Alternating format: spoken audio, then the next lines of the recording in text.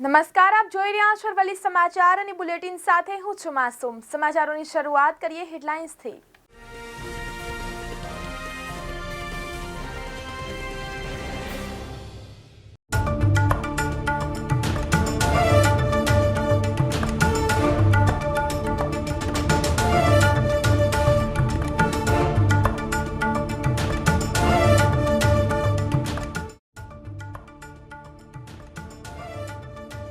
જીટીયુના વિદ્યાર્થીઓને આઈટી મેનેજમેન્ટના 20,000થી વધુ સર્ટિફિકેટ કોર્સ ઓફર કરાશે।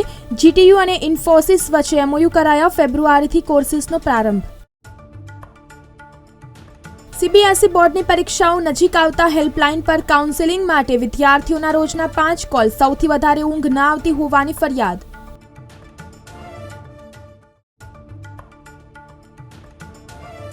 આરટી હેઠળ ખાનગી શાળામાં ધોરણ 1માં પ્રવેશની તૈયારી શરૂ। સીઆરસી કોઓર્ડિનેટર વેરિફિકેશન માટે શાળા પર આવશે।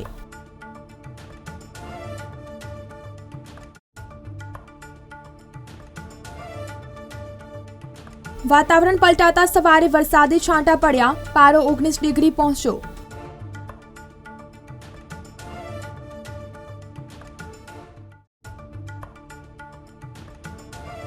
સીબીએસઈ ધોરણ 12ની બોર્ડની પરીક્ષાઓમાં 40% વિદ્યાર્થી એમસીક્યુમાં વધુ ભૂલ કરે છે। ફોર્મ્યુલા આધારિત પ્રશ્નોમાં સૂત્ર યાદ રાખવું જરૂરી। તજજ્ઞો।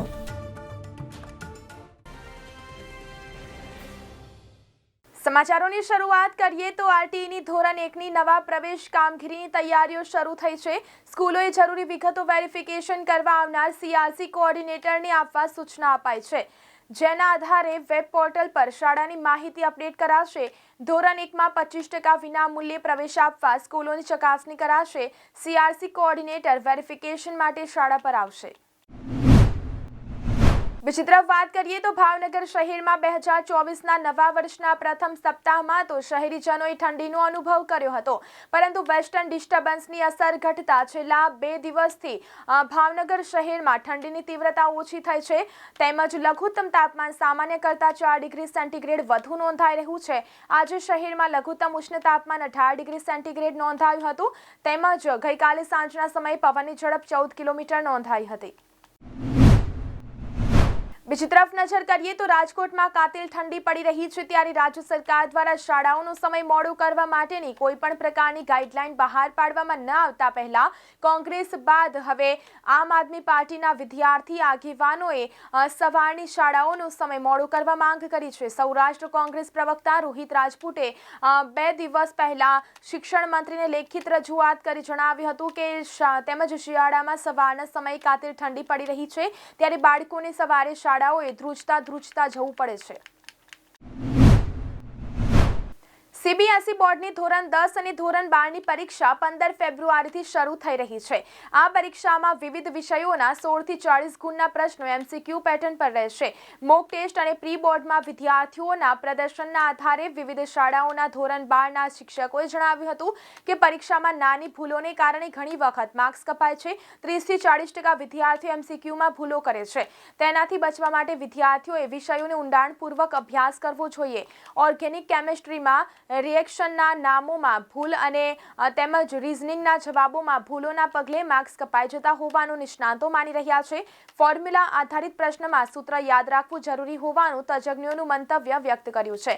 આણંદ વિદ્યાવિહાર સ્કૂલના કેમિસ્ટ્રીના શિક્ષક સીમા કાદરીએ જણાવ્યું હતું કે અંકશાસ્ત્રમાં સૂત્ર પર ગુણ હોય છે, વિદ્યાર્થીઓ તેને છોડીને સીધા વેલ્યુ નાખે છે, તેમજ રાસાયણિક પ્રક્રિયાઓમાં સૂત્રો યોગ્ય રીતે લખતા નથી, તેમજ કાર્બનિક રસાયણશાસ્ત્રમાં તેઓ પ્રતિક્રિયાઓના નામ આપવામાં ભૂલ કરે છે।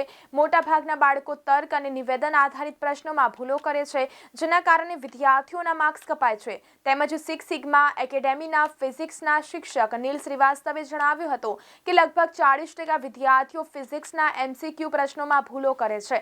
આ માટે કોન્સેપ્ટ પર ધ્યાન આપવું જરૂરી છે। પ્રશ્નની સાથે વિકલ્પને પણ સમજવો પડશે। વિદ્યાર્થીઓ તર્કયુક્ત નિવેદનના પ્રશ્નોને યોગ્ય રીતે સમજ્યા વિના જવાબ આપે છે। આવી સ્થિતિમાં વિદ્યાર્થીઓને જે માર્ક્સ મળે છે તે સરળતાથી કપાઈ જાય છે। શહેરમાં 2 દિવસથી વાદળછાયું વાતાવરણ રહેતા ઠંડીની તીવ્રતા ઘટી છે. બુધવારે સવારે વાતાવરણમાં પલટો આવતા વરસાદી છાંટા વરસ્યા હતા. ઠંડીનો પારો 19 ડિગ્રી પહોંચતા ગરમી અનુભવાઈ હતી. ગુરુવારે પણ શહેરમાં ઠંડીનો પારો 18 ડિગ્રી રહે તેવી સંભાવના છે. શહેરમાં ઉત્તર પૂર્વના ઠંડા પવનોની તીવ્રતા વધતા આગામી દિવસોમાં ઠંડીની તીવ્રતા વધે તેવી સંભાવના હવામાન વિભાગે વ્યક્ત કરી છે. શહેરમાં શહેરીજનોએ સવારે વરસાદી છાંટા, બપોરે ગરમીનો અનુભવ અને મોડી સાંજે ઠંડકનો અનુભવ કર્યો હતો. આમ એક જ દિવસમાં 3 ઋતુ અનુભવી હતી. આગામી 3 દિવસમાં વાતાવરણમાંથી વાદળો દૂર થતા અને ઉત્તર પૂર્વના પવનોની તીવ્રતા વધતા ફરી એક વખત પારો 15 ડિગ્રી સુધી પહોંચવાની સંભાવના છે. હવામાન વિભાગના જણાવ્યા અનુસાર શહેરમાં બુધવારના રોજ મહત્તમ તાપમાનનો પારો 28 ડિગ્રી અને લઘુત્તમ તાપમાનનો પારો 19.2 ડિગ્રી નોંધાયો હતો, જ્યારે ભેજનું પ્રમાણ સવારે 89% અને સાંજે 66% નોંધાયું હતું. જ્યારે ઉત્તર પૂર્વની દિશાથી 13 કિલોમીટરની ઝડપે પવનો ફૂંકાયા હતા.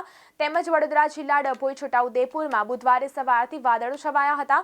સવારે 5 થી 6 વાગે કમોસમી વરસાદ વરસતા ખેડૂતોમાં પાકને નુકસાન થવાની ભીતિ સર્જાઈ હતી. માર્ગો પર પણ પાણી ફરી વળ્યા હતા. સીબીએસઈ ધોરણ 10 અને 12ની પરીક્ષાની તારીખ નજીક આવતા વિદ્યાર્થીઓ તણાવમાં આવી રહ્યા છે. બોર્ડે જાહેર કરેલી હેલ્પલાઇન પર રોજના 5 કોલ વિદ્યાર્થીઓના આવી રહ્યા છે, જેમાં સૌથી વધારે પરીક્ષાના ડરથી ઊંઘ ન આવતી હોવાની ફરિયાદો થઈ રહી છે. આ મામલે મનોવૈજ્ઞાનિકે જણાવ્યું કે વિદ્યાર્થીઓને લક્ષ્ય સુધી પહોંચવા માટે પોઝિટિવ વિચારો ખૂબ જ જરૂરી છે અને તે માટે ઊંઘ લેવી એટલી જ જરૂરી છે. નેગેટિવ વિચારોથી વાંચન પર ધ્યાન આપી શકાતું નથી. ઉપરથી જે પણ વાંચ્યું છે તે પણ ભૂલી જવાય છે, જેથી વિદ્યાર્થીઓમાં પોઝિટિવ વિચાર લાવવા માટેની મુખ્ય જવાબદારી માતા પિતાની હોય છે. ખાસ કરીને વિદ્યાર્થીઓને મોબાઈલ ફોન અને તેમાં પણ વિશેષ રૂપે સોશિયલ મીડિયાથી દૂર રાખવા જોઈએ, કારણ કે આ બાબતો વિદ્યાર્થીઓના અભ્યાસને સીધી રીતે નડતરરૂપ બનવા સાથે તણાવમાં મૂકી દે છે. વિદ્યાર્થી પરીક્ષાના તણાવમાં આવ્યો હોય તો તેને એ પહેલા શાંત વાતાવરણ પૂરું પાડવું જોઈએ તથા પૌષ્ટિક આહાર સાથે પૂરતી ઊંઘ મળે તેવો માહોલ કરવો જોઈએ. સીબીએસઈ બોર્ડે હેલ્પલાઇન નંબર 1800118002 જાહેર કર્યો છે, જેના પગલે વિદ્યાર્થીઓ 24 કલાકમાં કોઈ પણ સમયે ફોન કરીને મદદ મેળવી શકે છે. સમાચારોમાં વાત કરીએ તો ગુજરાત ટેકનોલોજીકલ યુનિવર્સિટી GTU અને આઈટી કંપની ઇન્ફોસિસ સ્પ્રિંગબોર્ડ કંપનીનું એજ્યુકેશન વચ્ચે તેમજ academic partnership, research and development, internship અને ટ્રેનિંગ પ્રોગ્રામ્સ તેમજ industry ready skill development, soft skill, શૈક્ષણિક સ્કિલ ડેવલપમેન્ટને લગતા MOU કરવામાં આવ્યા છે. દર વર્ષની જેમ આ વર્ષે પણ ગુજરાત સ્પોર્ટ્સ ઓથોરિટી દ્વારા ખેલ મહાકુંભ 2.0નું એકલવ્ય મોડેલ સ્કૂલ ખાતે આયોજન કરવામાં આવ્યું હતું. કબડ્ડી સ્પર્ધાનું આયોજન કરવામાં આવ્યું હતું, જેમાં 8 ટીમોએ ભાગ લીધો હતો. ફાઇનલમાં બાવળિયા અને રામનગરની વચ્ચે કબડ્ડી મેચ યોજાઈ હતી, જેમાં રામનગર ટીમ વિજેતા થઈ હતી. રામનગરની ટીમના કોચ વસંત પટેલે આ જીતની વધાવી આપી હતી, તેમજ કહ્યું હતું કે જિલ્લામાં પણ આવું જ પ્રદર્શન ટીમ કરશે. અરવલ્લી જિલ્લામાં દર વર્ષે તારીખ 10 જાન્યુઆરીથી 20 જાન્યુઆરી સુધી કરુણા અભિયાનનું આયોજન કરવામાં આવે છે, જેમાં મકર સંક્રાંતિમાં ઘવાયેલ પશુ પક્ષીઓની ત્વરિત સારવાર થાય તેવું આયોજન કરવામાં આવે છે. આ વખતે કરુણા અભિયાનમાં મોડાસા ખાતે કુલ 1962 એનિમલ એમ્બ્યુલન્સ કાર્યરત કરવામાં આવશે, જેમાં એક પશુ દવાખાના મોડાસા અને એક એમ્બ્યુલન્સ ફોરેસ્ટ ઓફિસ મોડાસા ખાતે કાર્યરત રહેશે. તમામ જાહેર જનતાની અપીલ છે કે જો કોઈ પણ પક્ષી ઘાયલ મળે તો નજીકના પશુ દવાખાના અથવા 1962 ટોલ ફ્રી નંબરનો સંપર્ક કરવો. અરવલ્લી જિલ્લામાં ખેડૂતો દ્વારા કરવામાં આવેલા કેપ્સિકમ મરચાના વાવેતરની માઠી દશા લાગી હોય તેમ વાવેતરમાં બ્લેક થીમ્સ તેમજ ઈયળનો ઉપદ્રવ આવી જતા ખેડૂતો માટે કેપ્સિકમ મરચાનું વાવેતર ભારે નુકસાનકારક સાબિત થઈ રહ્યું છે. જોઈએ આ અહેવાલમાં. અરવલ્લી જિલ્લામાં સતત વાતાવરણના પલટાના કારણે ખેડૂતોના પાકમાં રોગચાળો વકરી રહ્યો છે. હાલ અરવલ્લી જિલ્લામાં ચાલુ સિઝનમાં 30,000 હેક્ટર કરતાં વધુ વિસ્તારમાં ખેડૂતોએ કેપ્સિકમ મરચાનું વાવેતર કર્યું છે. છેલ્લા કેટલાક દિવસોથી વાતાવરણમાં થઈ રહેલા ફેરફારથી કેપ્સિકમના છોડ અને ફળમાં ગુલાબી ઈયળનો ઉપદ્રવ તેમજ બ્લેક થીમ્સ નામનો રોગ શરૂ થઈ જતા છોડ કરમાઈ રહ્યા છે, તો ફળને પણ વ્યાપક નુકસાન થઈ રહ્યું છે. આ ફળ ઈયળના ઉપદ્રવથી પીડા પડી છોડ પરથી ખરી પડે છે. અરવલ્લી જિલ્લામાં સૌથી વધુ કેપ્સિકમ મરચાનું વાવેતર મોડાસા તાલુકામાં કરવામાં આવ્યું છે, જ્યાં વાત કરવામાં આવે તો મોડાસાના મોટી ઇસરોલ પંથકમાં ખેડૂતોએ સારા પ્રમાણમાં કેપ્સિકમ મરચાનું વાવેતર કરેલું, જેમાં ખેડૂતોની આ વર્ષે સારા ઉત્પાદનની પણ આશા હતી, પરંતુ આ વર્ષે સતત માવઠા તેમજ વાતાવરણમાં પલટાના કારણે ખેડૂતોને રોવાના દિવસો આવ્યા છે. ખેડૂતોએ આ વર્ષે કેપ્સિકમ મરચામાં 1 વીઘા દીઠ 30 થી 40 હજાર ખર્ચો કર્યો છે, પરંતુ સતત વાતાવરણના પલટાના કારણે કેપ્સિકમની જે ખેતીમાં રોગચાળો ફેલાયો છે, જ્યાં ખેડૂતો ખેતીને બચાવવા ખેડૂતો વિવિધ પ્રકારની રાસાયણિક દવાઓનો છંટકાવ કરી રહ્યા છે, પરંતુ કોઈ જ પરિણામ ન મળતા ખેડૂતો સરકારના ખેતીવાડી વિભાગ દ્વારા ગુલાબે ઈયળના ઉપદ્રવને નાથવા યોગ્ય માર્ગદર્શન આપવામાં આવે તેવી માંગ કરી રહ્યા છે. બ્યુરો રિપોર્ટ, અરવલ્લી સમાચાર, મોડાસા. બીજી તરફ વાત કરીએ તો વડોદરા વિસ્તારમાં છેલ્લા એક સપ્તાહથી વાદળછાયા વાતાવરણ વચ્ચે પસાર થઈ રહ્યું છે, ત્યારે પંથકમાં ખાબકેલું માવઠું વેપારીઓ, ખેડૂતો અને રોડ પર રહેતા ગરીબો માટે મુસીબત બન્યું હતું. તો બીજી તરફ ઉત્તરાયણ નજીક હોવાથી લોકો પતંગ બજારમાં ખરીદીના ઉત્સાહમાં હતા, પરંતુ માવઠું ત્રાટકતા પતંગ બજારમાં દોડધામ મચી ગઈ હતી. ગ્રાહકોએ વરસાદથી બચવા અને વેપારીઓએ પતંગો બચાવવા માટે દોટ મૂકી હતી. ઉત્તરાયણના પર્વની આડે હવે ગણતરીના દિવસો જ બાકી રહ્યા છે, ત્યારે રાજકોટની પતંગ બજારમાં ધીમે ધીમે ખરીદીનો માહોલ જોવા મળી રહ્યો છે.